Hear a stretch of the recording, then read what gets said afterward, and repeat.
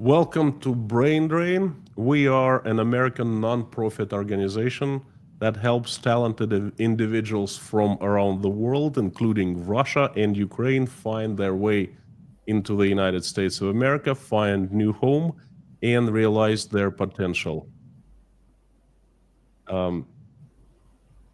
Today, we are joined by Alexei and Kamilla, a shining example of how talent and resilience can transform lives. My name is Konstantin Samilov. I am a co-founder of Brain Drain Unlimited Foundation. I am joined by Manus McLean, another co-founder. We thought of Brain Drain and together have founded and are developing it. And I welcome to Meet Your Neighbor, regular live stream that we hold every Monday. The idea of Meet Your Neighbor live streams is to introduce you to future immigrants. Talk about them. So they are joined us at live streams and so they can tell their own stories. And today, a wonderful couple, Alexei and Kamilla. Alexei is, well, I'm not going to be doing much of an introduction, just to give you a heads up. Alexei is an engineer, a scientist, and Kamilla is a doctor.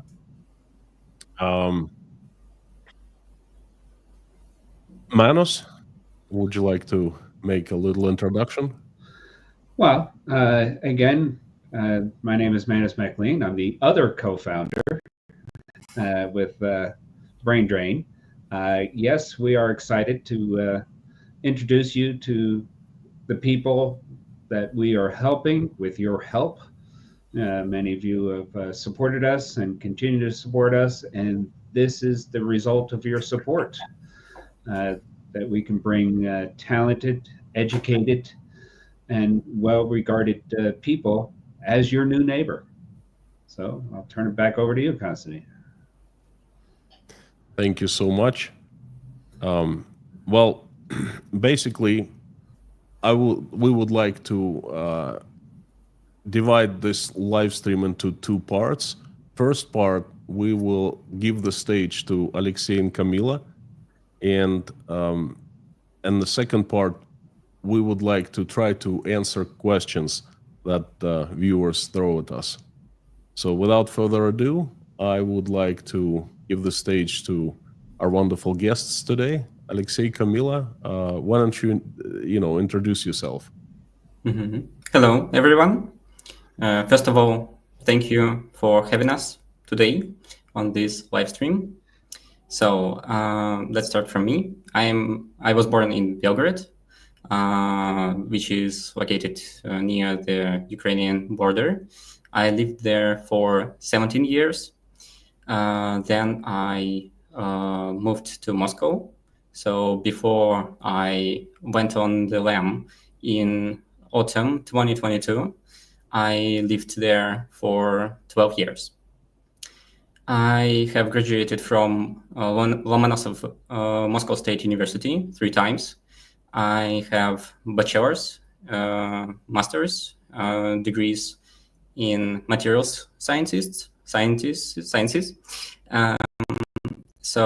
and 4 years of graduate study in chemical sciences. I worked a lot in materials science field. So, for example, I developed sensors based on cantilevers made of analytic aluminum oxide. I've done some work about deposition, electrochemical deposition of platinum rhodium alloy thin layers for methane sensors usage, for example, which is used in mines. I developed some metal nanotubes and metal nanowires, which are useful in microelectronics and superconducting microelectronics also. So my last work was about carbon nanotubes layers, thin layers for infrared sensors, which can be used in many applications. And also I developed titanium dioxide nanotubes as a photochemical photocatalysts for decomposition of organic compounds. So now I'm working just as a private tutor in math, chemistry, and physics. Excellent. Thank you. What about Kamilla? Hello. So currently, as well as Alexei, I'm living in Tashkent, Uzbekistan, where I was born. At the age of 15, I went to Russia, basically for the education, but then I just stayed there. I graduated from the medical university. So I have two specialties in children's surgery and children's urology and andrology, and I have worked for 10 years. And then I understood that I wasn't fulfilling my full potential because I wanted to teach. I mean, my family, there are no doctors in my family, but everybody are teachers, is a teacher. So basically there was a spot, a vacancy, and I decided to change my career track, and I taught pathological physiology there. It is about mechanisms, how the health issues develop. So basically, it was in September 2021, and in December 2022, I left Russia and came over here in Tashkent. Now I'm teaching normal physiology. It's how the body works for the future medical workers, basically doctors. I must say that your English is absolutely excellent. You speak fluent English. It's incredible. Can I ask you a personal question? Sure. When and how did you meet? So we, let's say, meet this year. Previous year. Okay, previous year, and we participated in a couple of clubs like Tashkent Breakfast Club and English Speaking Club. So we have similar mindset, etc. So we met there. This is so fantastic to hear. And I've shared with Manos many times, and let me share with the audience, the viewers.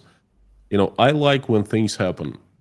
And when I I fled Russia in 2022, and I ended up in Tashkent, Uzbekistan, I started getting people together. And at first it was just to have someone right next to you, sitting having a coffee, just someone to talk to listen to you, and hear other people tell their stories. So it was started as a support group, but then it grew into something bigger. It grew into a community.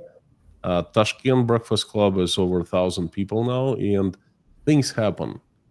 Businesses start, people meet, and couples formed, families formed, and you are not the first family that two people that met in Tashkent Breakfast Club, but I am so very glad. This is, I think this is the best. So you both, let me tell you something about you. I met you at Tashkent Breakfast Club.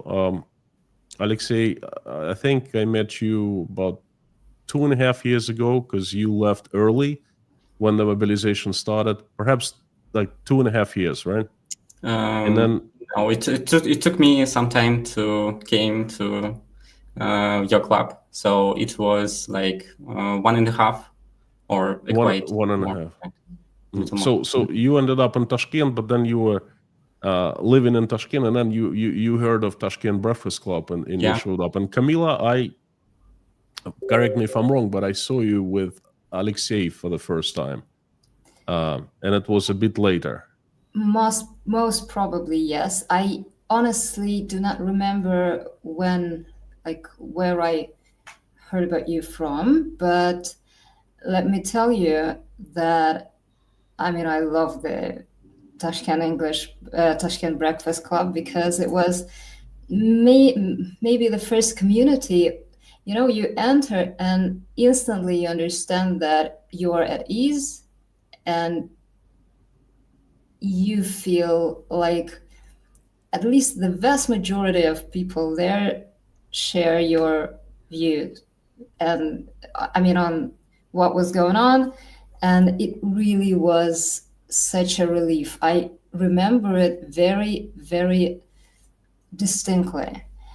So, and yes, I think that we first, like the first time we met was in the English club, but I was there in the breakfast club. I was before, and maybe once or twice, and then after the breakfast we would walk and talk, and so basically, yes, we met at your place, and it was all developing there. It's not really my place; it's our place. You know, Yes. it's Yeah. the place, Yeah. and then even Manus's place, because place Manus it was, came but over really. to Tashkent, and he's also part of Tashkent Breakfast Club. And one of the, you know, we've been trying to help each other in many different ways, and one of the ways is to inform people of what to do next, because a lot of good people are in Tashkent without home, you know, and then one of the missions, my personal missions, is to assist the good people to find a new home in America. And I think you're great people, and I think you are the very right candidates for that. And what do you think, Manus? Well, first, I want to share something that many people in our audience might be familiar with, but there was some type of a game show years ago. I don't even know if it's still on, but they would put the couple. They would put the man in one room and the woman in the other room. And they asked them basic questions, and the prizes was on how many of those answers would be correct, and they were always incorrect. You know, so I was reminded of that when you said that you guys met earlier this year, and then you were quickly corrected that it was last year. So, yeah. The dating game. Yes. Let me tell you, it. You know, we are used to measure years in academic years, starting from September and ending in some July, let's say. Yes. And then there is a gap for holidays, for being off the work. So if we put it this way, then we met basically in August. So yeah, he is sort of right. It lends to the authenticity. Let's put it that way. So, okay. What was the question? You wanted me to comment on something. I did want to ask Alexei. You have a patent in something. What is that in? Yeah, I have a patent. It's about a robot which helps producing these nanowires, nanotubes, which I mentioned before. So it helps to fabricate them. Also, it can be used for fabricating segmented nanowires from different metals. Yeah, this is what patent about. Also, I have a dozen of articles. Oh, okay. Not mentioned. This nanotube, how would I see it improve my life specifically?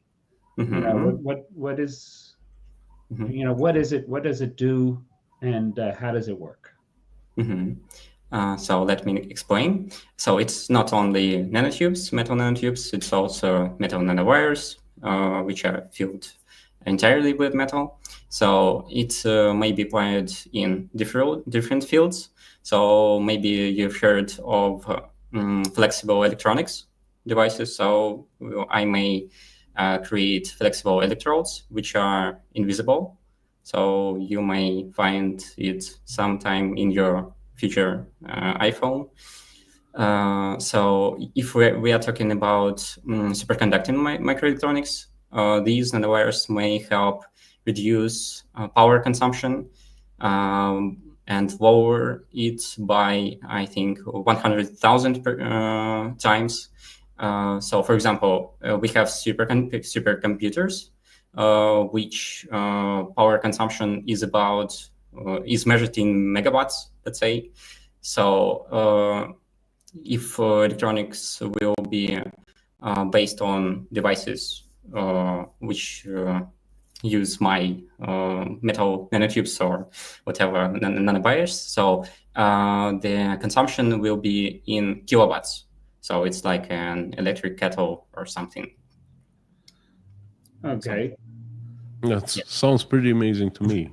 So yeah, I guess then let me just get my. If I have a foldable phone, your technology is going to make sure that it works and that it doesn't kill the battery. And it's invisible. Yeah. And it's invisible. You can see through it. Yeah. Okay. Yeah. Good. Mm-hmm. Then, yeah, let me elaborate about, for example, cantilever's array. So as I said, I fabricated with use of anodic aluminum oxide. So I used it as humidity sensors. So you may use it for these applications too.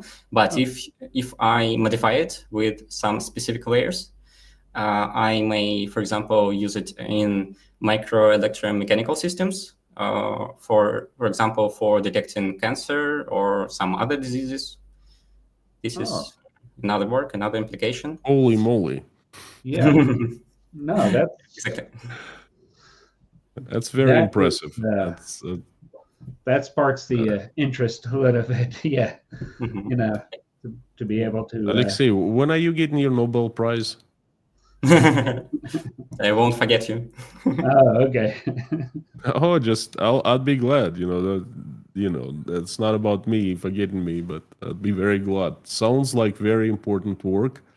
I understand three things from what you said. First, you are very passionate about what you do and you love what you do, the way you speak about it.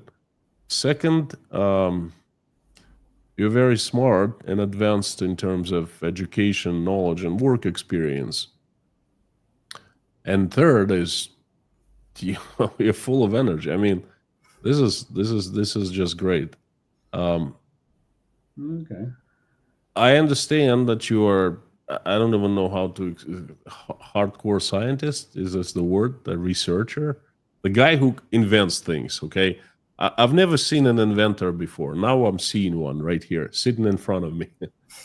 Okay. Kamilla, I understand quite well what children doctors do, okay, and what educators do. And this is probably the best job in the world to, heal children, not even people, but children. I think you have God's hand over you, directing you. And could you please tell us of your experience of being a doctor and then your experience of being the educator? Well, honestly, I miss patients because I don't have any now because I work in a different field. But, I basically 10 years I worked with children from 0 to 18 years old. So, I mean, it's so much. I didn't live in Moscow. I lived in Russia, as I say. in the city of Saratov, and I worked in several places at the same time, as we all do there, because working one shift, you don't have money. Working two shifts, you don't have time. So I worked somewhere in between, and it meant a lot of patience, like a lot of patience. Every day might be, let's say, 30 in one place, 20 in another place. So basically it was traumas, it was like burns, it was congenital abnormalities of different organs, like supervising them. It was urinary tract infections, as well as like UTI, urinary tract infections with in children with congenital abnormalities. So it was such a variety of different pathologies. And I mean, children are they're great because they never sort of remember that you inflicted pain when you were dressing a wound. They instantly, after finishing it, they tend to like again turn to you and like answer your questions. You're like, hey, and they sort of, they're great. I love children. So now I don't think of my students as of children, but they're still like 18, 20, 21 maybe years old. They're very young, and they are energetic, at least because they're young. So, and when, especially when they are interested in what they have to know, which is not 100% the case, but almost everybody ends up being very interested, because it is really amazing how the body works, what's going on. And well, it happened to be so that during my work as a doctor, I basically worked not in hospitals, but in outpatient clinics. And I always thought that, well, maybe in the hospitals it would have been better. But now I understand that suddenly this experience of mine paid off, because when you see a lot of patients, you see a lot of, well, not everybody coming to you is like having a specific surgery or urology disease. So I've seen a lot of just ordinary pediatric patients, and it turns out that it is a great thing to teach your students how to differentiate, how to understand what is one and what is the other. And also it helps me a lot to bring this theoretical stuff, which might be sometimes boring for somebody, bring it to like closer to life, what really is happening. So yeah, because I teach in both in Russian and in English, it's interesting to see, let's say in Russian, I teach local students as well as it was in Russia, local. And in English, I teach students from India, from Arab countries, from Korea, South Korea as well. So they are all different, and you can try to understand their features, and like it makes you see a more diverse picture of different cultures, and you can take something interesting from one, implement it in another, classroom. So it's great to have such an opportunity. Well, you are also full of passion for what you do, and this is amazing. As a father of 5 children, let me tell you something. When your kid gets sick, everything in the world becomes secondary, okay? you don't think of anything, just of your child getting better. All right, so you have probably the best best job in the world. You know, you helped children, and now you're teaching others to help children. So this is fantastic. And may I ask you both one question? Where did you learn how to speak great English? So maybe we'll start from Kamilla. Just Well- give me like very quick answers, because this is amazing. I was born in Tashkent, and in those days, if you believe that you're more or less a decent person, you had to learn English. And for the first time, I understood the ways of learning the language way better when I started TOEFL-based studying. I was 14, and it sort of continued. I love So you English. started you started studying early, very early, and then your English is, you sound like native, okay, from New England or from Philadelphia. It's not New England, but you speak much better than I do. Oh no. I think you do. She's just shy. I hope TOEFL examiners will think the same. I'm about to take TOEFL. Okay. I'm sure you'll do well. Yeah. Yeah. Alexei? Okay. What about me? So I started from school and then in university, but it was just a waste of time. So our system wasn't, I don't know, good enough. So my skills were only maybe somehow developed in reading, because I need to read papers and understand it. But after the war started, so I started using English as an, I don't know, as an open window, let's say. So I need to do something. So I started from YouTube channels, etc. So then I left Russia and have some practice in other countries, and then I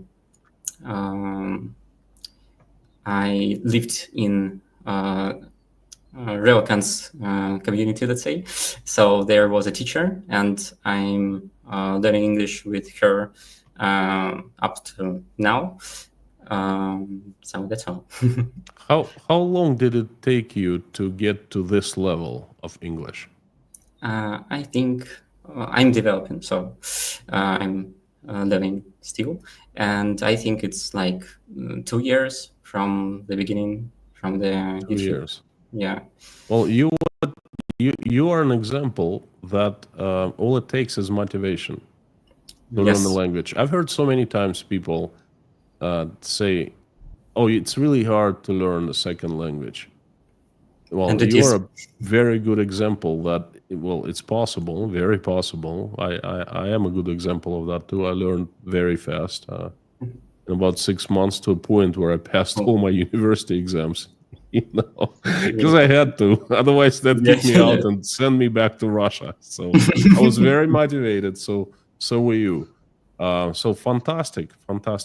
Well, Manus, could you please tell about Brain Drain, how we operate, and then perhaps how people can donate so we can support Alexei and Kamilla on their journey to the USA? First, I want to say a comment, and I'll direct it towards Kamilla. When I was a child, several of my friends went through a procedure they called urethra stretch. Getting their urethra. So you, as a pediatric urologist, would have been the scariest person. But now, as an adult and a father of 5 children, 3 of them boys, you're not so scary. So, Thanks. yeah. But yes, obviously, right now, we hope to have this incorporated into our streams. But if you go to their website, braindrain.work, and you file the donate, you can find all sorts of ways to help. You can actually specify if you want to have your donation go towards both helping Alexei and Kamilla or any of our other applicants or prospective new neighbors. And also, we're looking at other people, that are also in line, and we hope to bring them all over. Let's put it that way. So again, that's braindrain.work. And your question was to me, Constantine, was what? Well, this is basically to tell a little bit about Brain Drain, how we help. We're trying to help Kamilla and Alexei, and then how we're helping others, just like in their position. We basically we help with the paperwork. We guide the application process. We coordinate the meetings with the various officials and the attorneys, who will supervise the case. In today's climate, you need both the attorneys and the experts to make sure you don't make mistakes, but you also need the attorneys because USCIS, the governing authority, often does make mistakes. So you need to have those mistakes addressed as well. And so it's a combination. We try to provide it all for you. We also have relationships with other organizations that supply or provide social and practical matters. Whether it's taking Alexis and Kamilla down for their driver's test, so that they can drive around, or give them good, competent advice onto where to find a place to live, and things of that nature. Just the practical. I think everybody knows that as great as any one particular place is, there's always places in that, whether it's in Tashkent or Philadelphia or New York, that you want to avoid. And as a newcomer, you don't know that. So we have people that will help you, guide you through those particular facilities, and where to find good borscht. Yeah. Pilaf. Or pilaf, yes. So. I'll add to that on this side of the pond, in Uzbekistan and other countries, we are educating people. We are explaining where they can go to find a new home, advantages and disadvantages of different countries, and we educate a great deal on the USA. What is USA is about? Yes.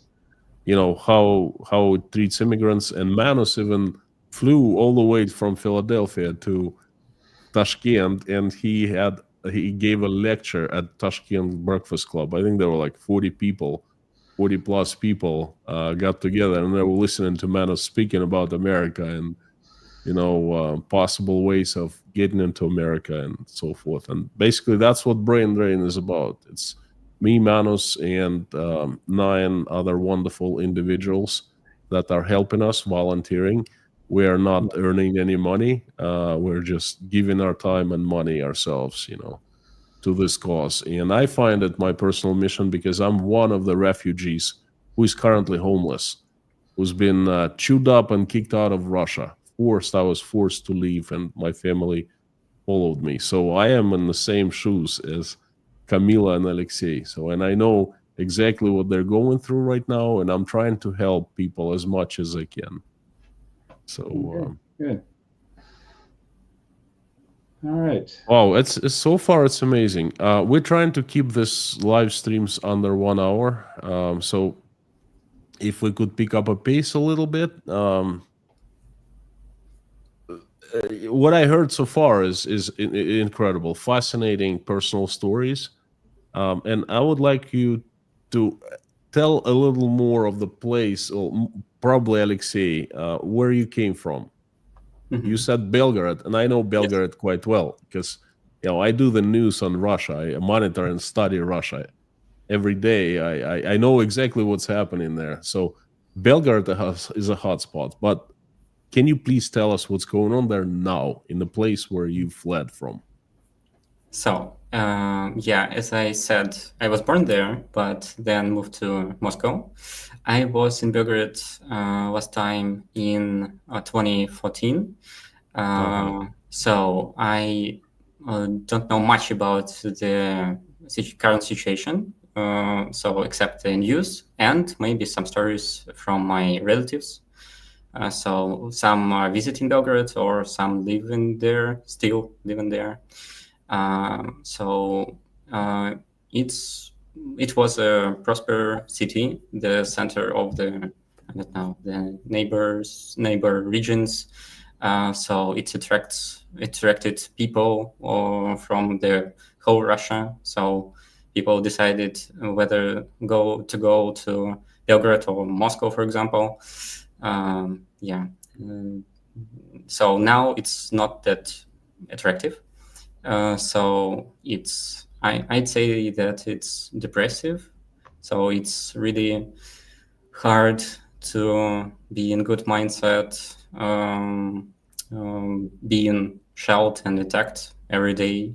So with all these alarms, etc. So a lot of people fled Belgrade and relocated to another regions. So that's what's happening right now. Sad. Well, basically, Belgrade is a war zone right now. There's constant, can't really say fighting, but bombing going on. And it's a sad place. Used to be one of the most prosperous cities. I remember when I worked as an executive at Power Construction Corporation. We had quite a few contracts in Belgrade and Belgrade province because it was very technologically advanced.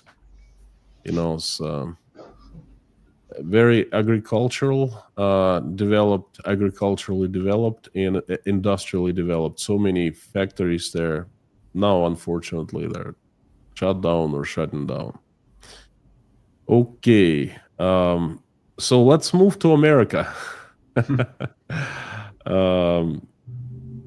Well, you both obviously are very talented, very professional, brilliant. You are brilliant, okay? What do you think your strengths that you can apply in the USA, and what do you think will be the most valuable to the American society if you move there? What are you ready to contribute? So I reckon that my skill set and experience and my knowledge will be useful there.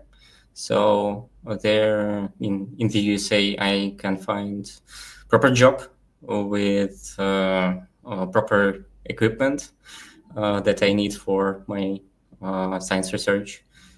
So I'd say that even a small idea may change people's lives, but I'd say that I have a bunch of them, such an ideas.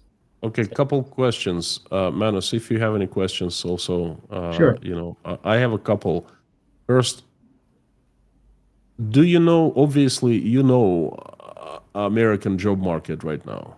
Because I think what you do is a small world, and like what's going on in all countries, right? So you're familiar with the U.S.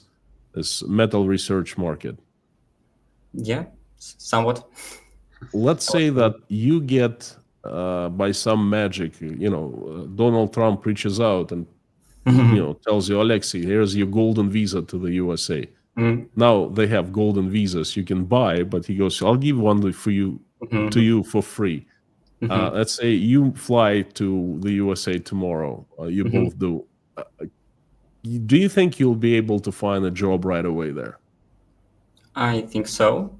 Yeah. I have a lot of skills, so I may apply them in a lot of fields, in a lot of manufacturers facilities. I don't know, steel production, pure science, etc. In some universities, colleges, whatever. So I'd say yes, I'd find it right away. Would you like to work for somebody else or just become a businessman, come up with something of your own? I'd say that I'd prefer to at least start from working on somebody or some company, whatever, because for me it's crucial to have some equipment which is worth millions of dollars. So it might be $10 million equipment, a piece of equipment, and maybe facility worth $100 million. So now I'm not that wealthy to organize it myself. But some ideas might be applied and I don't know, elaborated, and maybe sometime I will organize some business myself. Manos, what do you think the chances are? The chances? You're looking at this guy, okay? You're sitting in Philadelphia. You're looking at this guy. What are you thinking right now?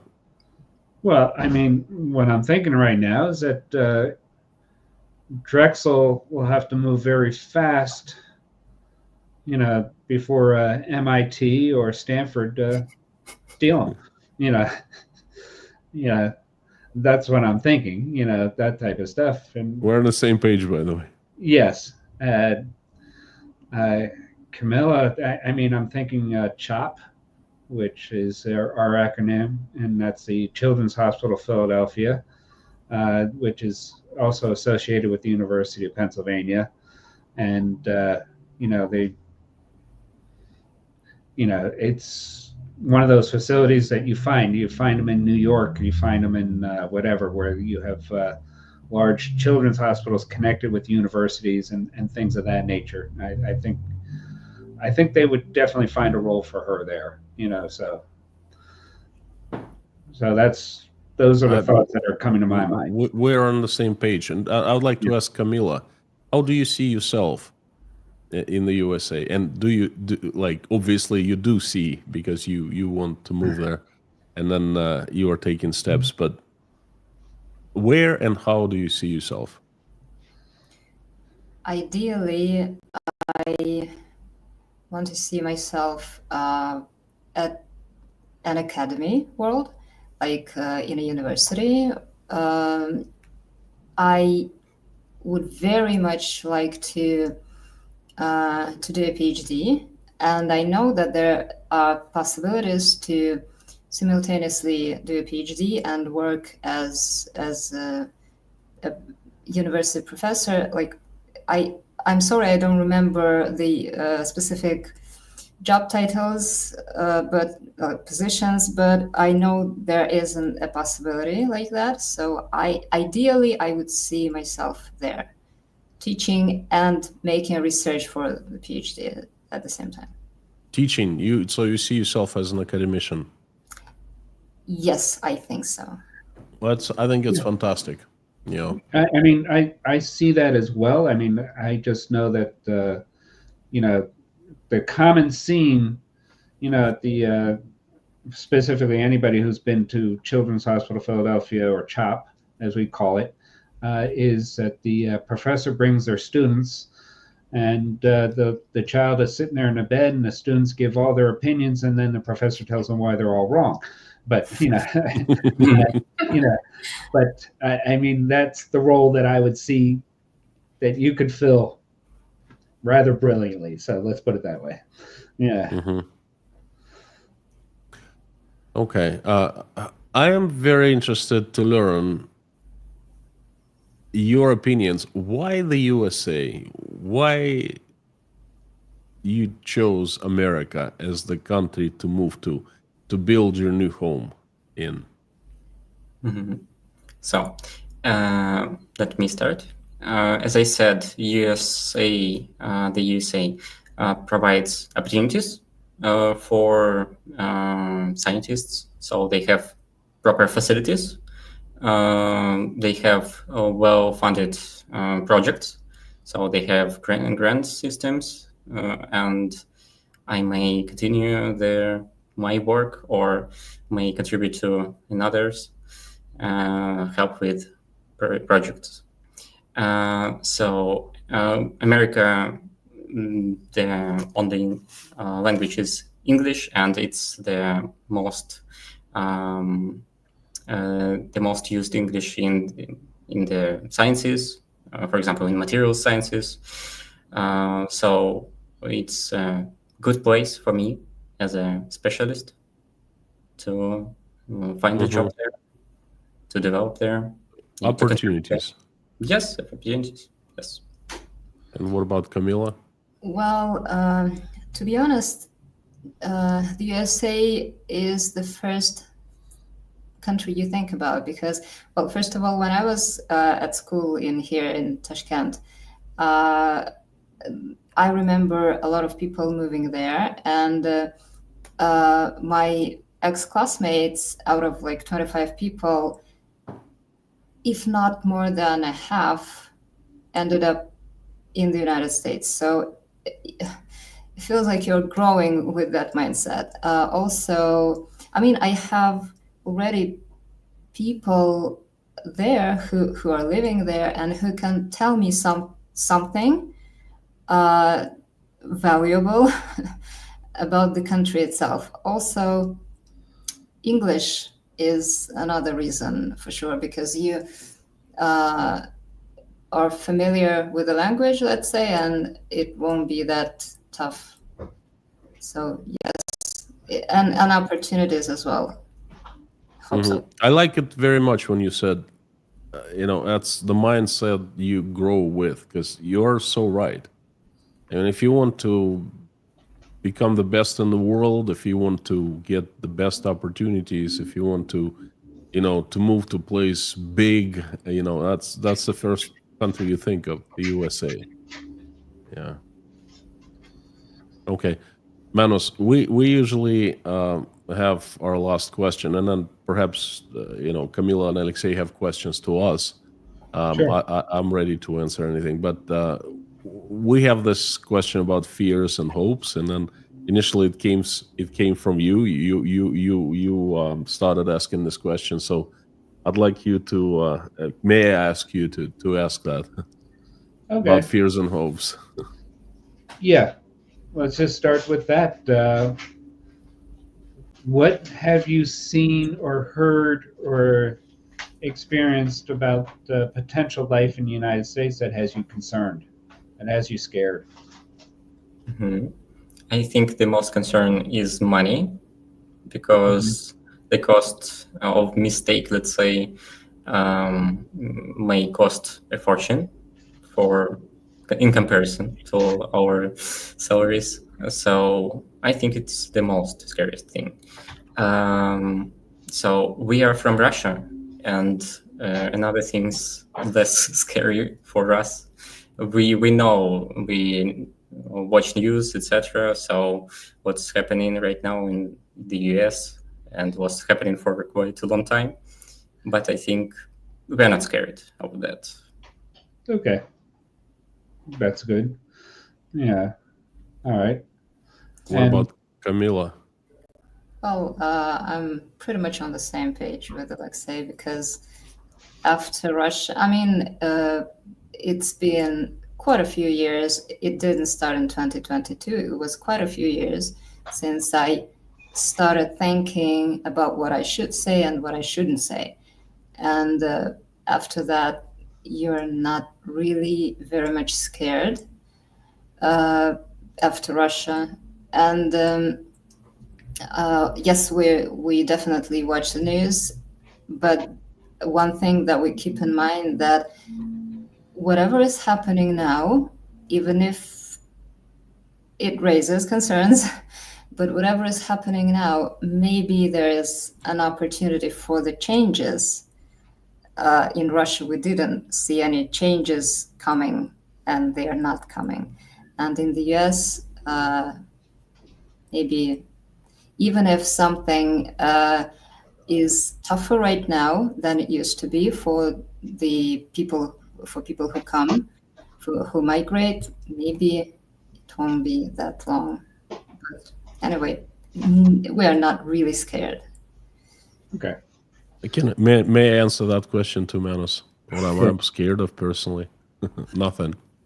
Okay, good. After losing everything and leaving Russia in 36 hours and then having KGB following you, that's scary. After that, nothing really scares any longer. Oh, good, good. Just as I see from the comments that Nebraska is now fighting for your services. So, Well, you know what? I think that all 50 states definitely could benefit from your services, from Kamilla's yes, services. so it's not a question of if, it's more of a question of where. I think that's going to be, there's going to be competition, and that's a good thing for you. So Yes. And what about hopes? yeah, Let's not forget about hopes. Yeah. I hope that I'll find myself there as a specialist and find some new friends along the way. That's all. I'd like to be a scientist. okay, Excellent. Pretty much the same. Improve your skills and I mean my skills, and sort of feeling myself home. okay. Now, may I rephrase what you just answered about hopes, and then you'll tell me if I'm right or wrong. I'm an experienced immigrant. I spent a great deal of my life outside Russia. Then I moved back to Russia and then lived there for 20 years. But basically, what you're hoping for is finding a new home and successful, happy life. Yes. Absolutely. Absolutely, yes. So I think so. And then you have a lot to offer, to offer to the society, to offer to the country where you're trying to move. So that's incredible. Thank you so much. Thank you. Thank you. I would like to perhaps, I don't know if you have any questions to us, to me and Manos. No. Not really right No. now. To the viewers, perhaps. Thank you for coming, everybody. By the way, if you like what you're seeing, if you support immigration of qualified people, good people to the USA, then please consider liking this live stream and subscribing to the Brain Drain YouTube channel. Just before we jump to the questions, to the comments and questions that are in the comments, Manos, I've noticed this thing, a very unique thing. All right, we started this Meet Your Neighbor live streams last Monday, and this is our second live stream. Yes. And since then, I've heard from quite a few people one thing, one idea. They say in different words, but they say the same. When we think of immigrants in America, we think of people with, brooms who sweep the streets or, cut the grass with lawnmowers. But we never think of engineers, scientists, and doctors, medical doctors. And this is so incredible. I actually, I love this idea, showing that who real immigrants are. And these are people I consider immigrants, potential immigrants to the USA, with high education, with lots of experience, with awards, achievements, with pride in what they do, and with ability to contribute so much to America. These kind of people I consider immigrants, but not those who come to the United States to do like physical labor. Well, they're immigrants as well, but that's not who we are aiming at, to bring to the USA. Yeah, no, it's a common perception in the media that you would have that, but the reality is, I believe that almost 40% of our STEM careers are fielded by immigrants. So, and STEM being science, technology, engineering, and math. So it's, as we said, it's a common misperception. Fantastic. Yeah. Let's answer a few questions that we have in the live stream chat. And the Okay. first question is, guys are never good at remembering romantic dates, even the future Nobel Prize winners, like this one here. You know what? I totally agree. Thank you so much, Kiamar. Kiarmar. Another question we have, well, it's not a question, but a good comment. I feel if people have faith in God, their life would be great. God has put them in a great place in my life. So good is God. Well, thank you so much, Scott. I know who you are quite well. Thank you for coming, and good comment. And then Scott is also thanking us, well, you mostly, for sharing your story with the viewers, and I am thanking you as well. And then remember, if you would like to help Alexei and Kamilla, you can go to www.braindrain.org and see how you can support. And we need all kinds of support, monetary, financial support. No, not just financial support. If you contribute your time, if you volunteer, if you're skilled at something and you think you can help, please reach out to us. We need good people to help.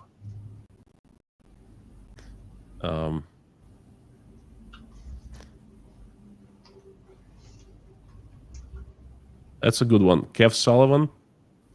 I think maybe Wichita, Kansas sounds like Belgrade. Not Belgrade, but Belgrade. Wichita, right? Am I saying, is it Wichita or Wichita? Wichita. Wichita. Okay. Wichita. I think so. I've been to Belgrade. I've never been to Kansas. But I think that you're right. A lot of agricultural land, a lot of farmers. And that's basically, Belgorod province was like one of the food baskets of Russia, and a lot of enterprises as well.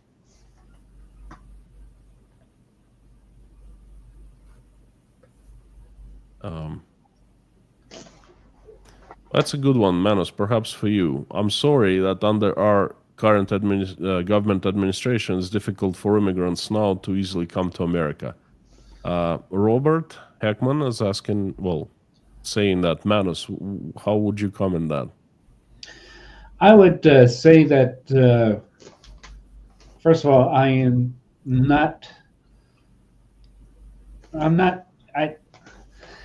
actually pleased with the work that USCIS is doing and has continued to do.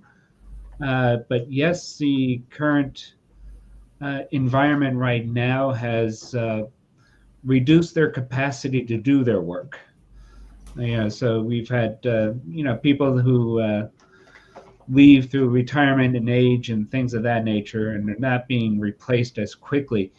We also have a situation, worldwide, where we have applications have pretty much doubled. I think I saw applications going up to, I think in one thing there's 178%. So they pretty much doubled, if not more. And it's just a matter of them getting through. And of course, if you do the math, then you say, okay, approvals are down, but the approvals are actually steady, as far as the numbers, because we have limits on the certain numbers, and I would like to see You're that. Talking about the talent visas. Oh yes, the employment visas or whatever, they're capped at 140,000, and we're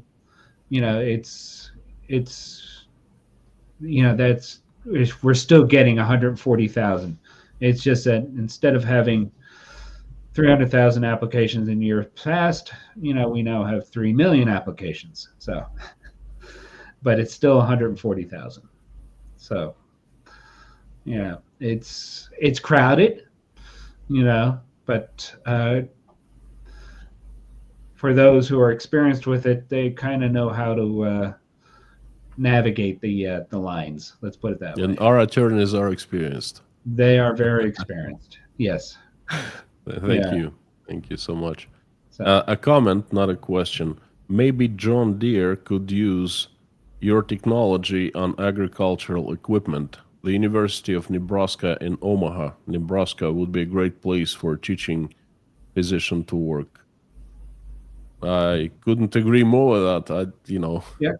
The question is to get to the United States, and then after that, you have all the paths open. No. Oh, yeah. As I said, each of the members of the audience are, when they look at their own geographical areas, they see where Alexei and Kamilla can fit, in their home, in their neighborhoods, and everything like that. So it's going to be, as I said, it's going to be a competition. Just like Robert Heckman says here, rural America needs physicians. Oh yeah. And urban America needs physicians too, by the way. Yeah. So it's a good position to be in for this young couple. There's, it's not as if it's just an if of who's going to give you the better offer. Scott Nesbitt, a great member of Inside Russia Community, the channel that I run, my personal channel. Thank you, Scott, for coming and reaching out. If possible, I would try to talk with Alexei that living in Texas from Russia maybe could help in some way. Fantastic. I mean, I'll put you in touch, Scott. Just give me a holler in any way. You know how to reach me, and I'll put you in touch with him. Put you in touch with him. I'll put you in touch with him. Put you in touch. Sorry, yeah. Speaking for 1 hour. I have another a panel coming up. I'm going to be an expert guest in a talk about what's happening in Georgia, and after that, my third live stream is my regular live stream is about the news update from Russia. So it's a busy day. Muriel Lister, thank you so much for your comment. And Kev Sullivan, University of Nebraska Med School has a big immigrant community. So thank you very much for the heads up. We'll definitely take a note of that. And Alan Hill says Wichita is the home to aircraft design. That's another good application for Alexei, I guess. Yes. And crude oil, he adds. Okay, friends, I suggest we wrap it up. Let me remind you, if you have not liked this video, please do so. It helps a lot to grow. I was going to say Inside Russia now. Brain Drain Unlimited Foundation YouTube channel. We're small, but we're just getting started. It was just 2 years ago, it was me and Manos, 2 people, and nothing, no channel, no organization. There's just an idea. But now we're growing, we're building muscles. So this is a small step, and I invite you to join us every Monday at this same time at noon Eastern Standard Time. Okay. Thank you very much for coming today. You can find all the information about our organization and some about Alexei and Kamilla at www.braindrain.org. That's the website for Brain Drain Unlimited Foundation, where again, we are a US-based nonprofit, not earning any money, making any money on that, just volunteering, donating our time and money to help good people from Russia, Ukraine, Georgia, and Moldova to find a new home in the United States and get an opportunity to contribute to the society and to the economy. Yes. And I also want to extend my thanks and keep an eye on us. In fact, we're moving to our new home on Friday. So we're moving from the farmland of Dover, Delaware, to Center City, Philadelphia. So, and we're looking forward to that. But yes, thank you for coming, and we look forward to seeing you next week. Thank you, the viewers, and thank you, the guests, Alexei and Kamilla. It's a pleasure to see you, and I'll be seeing you a lot in Tashkent Breakfast Club meetings, you know. Hey, you know what? Next coffees and teas that you get are on me. How about that? Thank you so much. Thank you Okay. very Thank much. you Thank you so very much. Thank Yeah. you. We will talk to you soon. We'll definitely will see you next Monday. All right.